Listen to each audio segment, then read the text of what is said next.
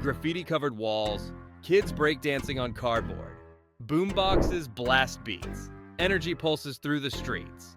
In a borough pulsing with rhythm and resilience, three voices emerged: loud, fearless, unforgettable.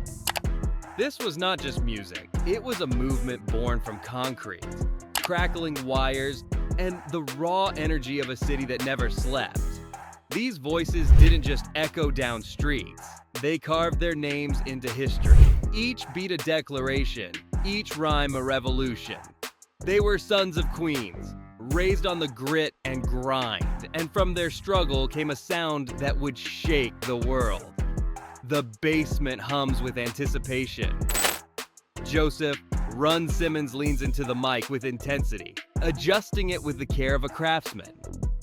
Sweat beads on his brow, but his eyes shine with certainty. He knows what they're building here is bigger than any one of them.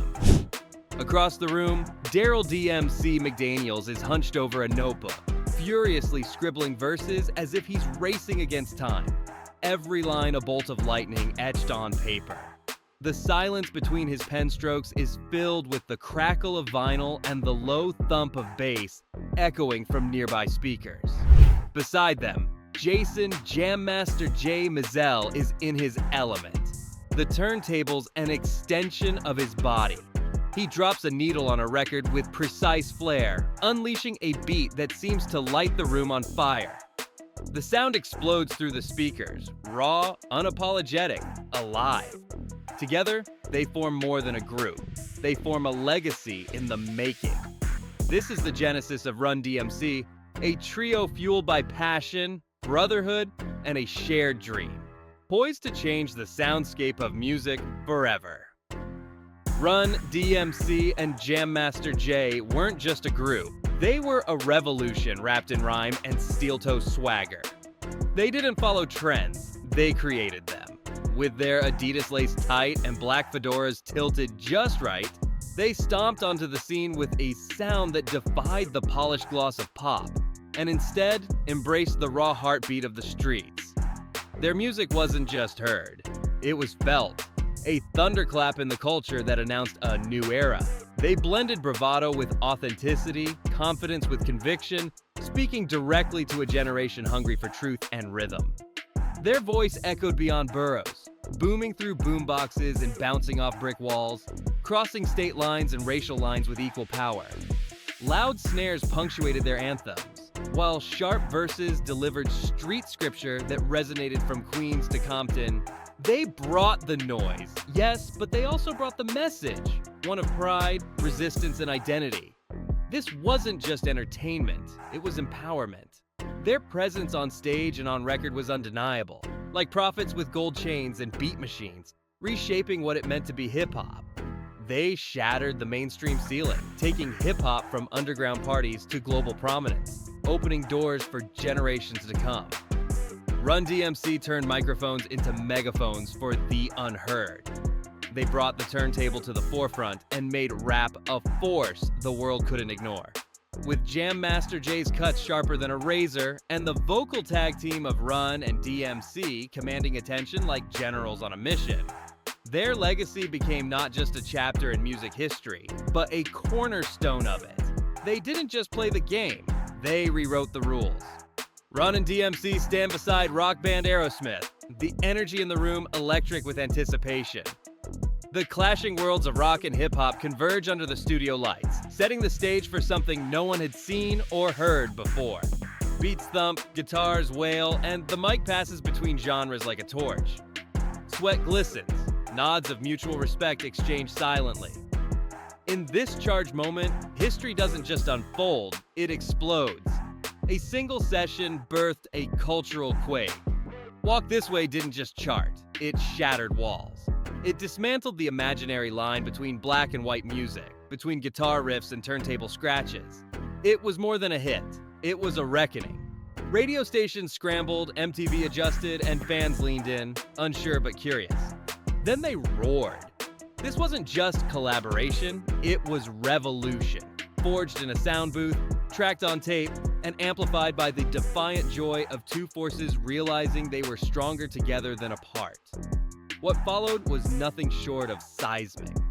Tours ignited across continents, magazine covers bore their faces, and television couldn't get enough. The world didn't just hear the sound, it saw it, wore it, lived it. Tracks turned to anthems, style morphed into identity, fedoras, leather jackets, and Adidas with no laces.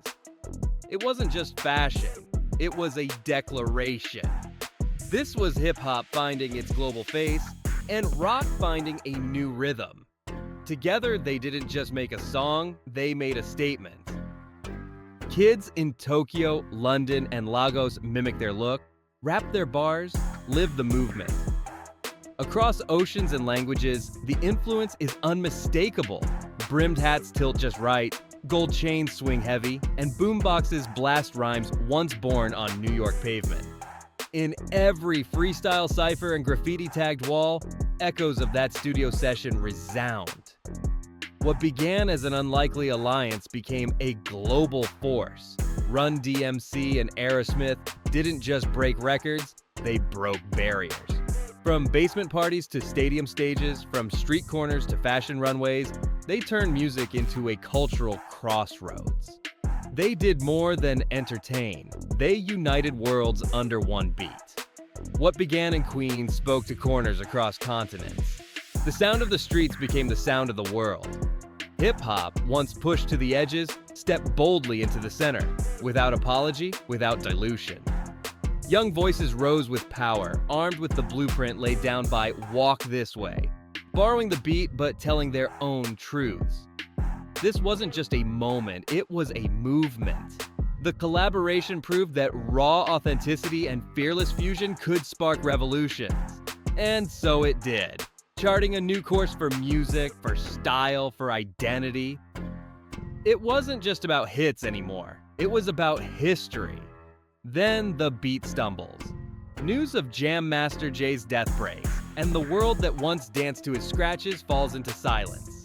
Shock echoes from record shops to streaming playlists. Candlelight vigils replace concerts. Murals bloom across city walls. He wasn't just the DJ.